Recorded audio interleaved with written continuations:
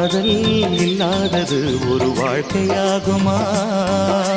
கண்கள் இல்லாமலே ஒரு காட்சி தோன்றுமா? பெண்ணை தொடாதது ஒரு பெருமையாகுமா? முத்தம் சிந்தாமலே அது முழுமையாகுமா? முழுமையாகுமா? காதல் இல்லாதது ஒரு வாழ்க்கையாகுமா? கண்கள் இல்லாமலே ஒரு காட்சி